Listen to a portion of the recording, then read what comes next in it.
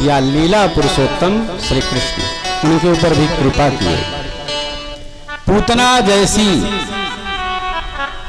कठोर हृदया विष संयुक्त दुग्ध पिलाने गई, उसको भी राम जी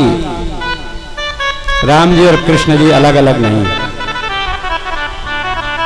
ऐसो को कृपालु जग माही, ऐसो को कृपालु जग माही, ऐसो को दयालु जग माही, ऐसो को दयालु जग माही।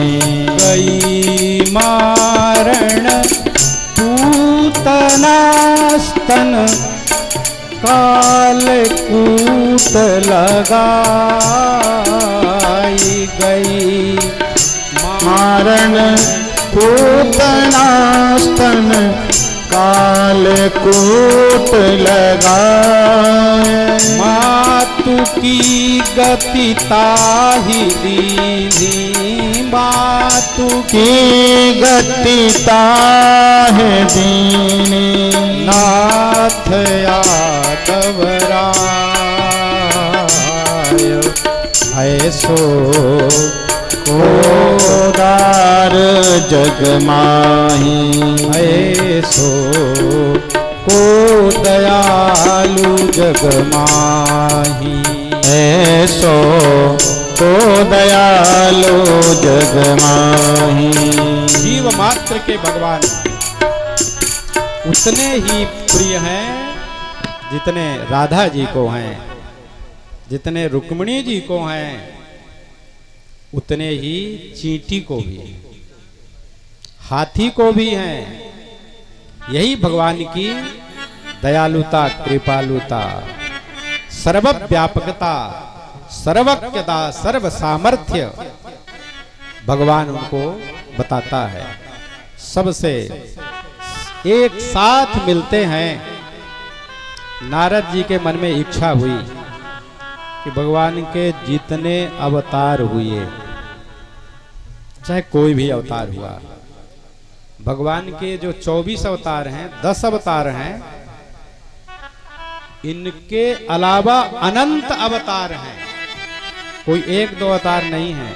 अर्चावतार भगवान शालिग्राम का जो है अवतार है, वो अर्चावतार है, वो पूजन के लिए होता है, उनकी मर्यादाएं हैं। भगवान का कृपावतार होता है, जहां कृपा करके वो किसी न किसी रूप में आ जाते हैं। तो यहां नारद जी सबका दर्शन करते हैं। नारद जी को वो शक्ति मिली है, सामर्थ्य मिला है, सबसे मिलते हैं। तो भगवान कृष्ण के इस गार्हस्थ लीला का दर्शन करने के लिए नारद जी द्वारिकापुरी में गए। तो भगवान जिस महल में मिले नारद जी से पहले, तो अपने बच्चे को गोद में लेके टहल रहे थे और देखे कि नारद जैसा तपस्वी, परम परोपकारी, जगत कल्याण करता ब्रह्मपुत्र आया है।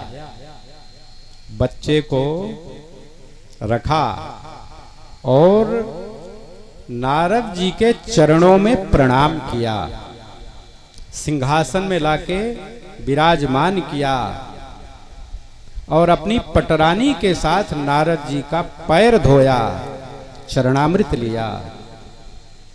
उस चरणामृत से पूरे भवन को पवित्र कराया, सेचन किया। नारायण ने पूरे संसार का समाचार पूछ लिया नारद जी से। नारद जी ने कहा कि अब चलें। तो भगवान दरवाजे तक पहुंचाने गए। दूसरे महल में जब नारद जी गए तो देखे कि भगवान कृष्ण वहां भागवत की कथा सुन रहे थे। और जब देखा कि नारद आया है तो ऐसे मिले कि अभी भेंट नहीं हुई है। उनको श्रेष्ठ आसन पर बैठाया, प्रणाम किया, पादावनेजन किया, वैसे ही चरणामृत लिया। तीसरे महल में गए तो भगवान राजनीति की बातें कर रहे थे। दौड़ पड़े। जितने भवनों में भगवान गए सब जगह अलग अलग रूप में मिले। कहीं दान कर रहे थे स्वयं, कहीं चिंतन कर रहे थे ब्रह्म का। ब्रह्म तो स्वयं है, तो किसका चिंतन कर रहे थे? कहे वो भक्तों का चिंतन करते हैं। जैसे भक्त भगवान का चिंतन करता है, उसी तरह से भगवान अपने भक्तों का चिंतन करते हैं। सबका वदन्यत ये न जानन्ति नाहम तेभ्यो मनागप्ति। मैं भक्तों का दास हूं। मेरे स्वामी, मेरे आराध्य, मेरे सर्वस्व मेरे भक्त हैं। भक्त यदि कहे कि ऐसा हो और भगवान ने कहा ऐसा हो, तो भगवान की बात हमेशा झूठी हुई है। और भक्त के मुख से भगवान ही बोलते हैं। जो भक्त कह दिया भगवान का अंतरंग। इसलिए भगवान ने गीता में जब ये कहा कि मेरे भक्त का नाश नहीं होता, न मे भक्तः प्रणश्यति, ये कहा तो भगवान ने, लेकिन प्रतिज्ञा कराया अर्जुन से। कौन्तेय प्रतिजानीहि, हे अर्जुन तुम प्रतिज्ञा करो। प्रतिजानी माने प्रतिज्ञाम कुरु। न मे भक्तः प्रणश्यति, मेरे भक्त का नाश नहीं होता। कष्ट हो सकता है, पीड़ा हो सकती है, भोग है, वो तो भोगना पड़ेगा, किंतु नाश नहीं हो सकता। न मे भक्तः प्रणश्यति, ये अर्जुन से प्रतिज्ञा कराए। क्योंकि भगवान की प्रतिज्ञा, जहां भक्त और भगवान एक साथ प्रतिज्ञा किए, वहां भगवान हारते हैं, वो नहीं जीतते। क्योंकि वो भगवान की भगवत्ता ही यही है, वो भक्तों को मान देते हैं। और भागवत माने भगवान के भक्तों की कथा। भगवतः इदम भागवतम, भगवान का जो कुछ भी है वो सब भागवत है, परम भागवत। देखा नारद जी ने भगवान की गृहस्थ चर्या को तो प्रणाम किया। वैसे नारद जी उनके पौत्र हैं, भगवान के पौत्र हैं नारद, किंतु संत होने के कारण भगवान उन्हें प्रणाम करते हैं। नारद जी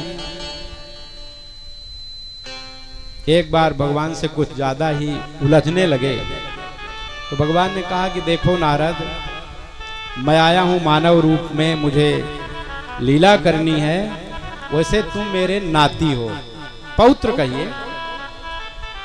तो नारद जी भी हंसने लगे, कहे भगवान मैं भी कोई सही सही थोड़ी कर रहा हूं, मैं भी तो वही कर रहा हूं।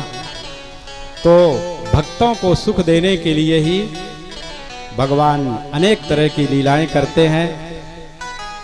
भगवान का बड़ा भारी परिवार है। व्यास जी ने कहा कि इतने बड़े वंश की गिनती करना तो संभव नहीं है।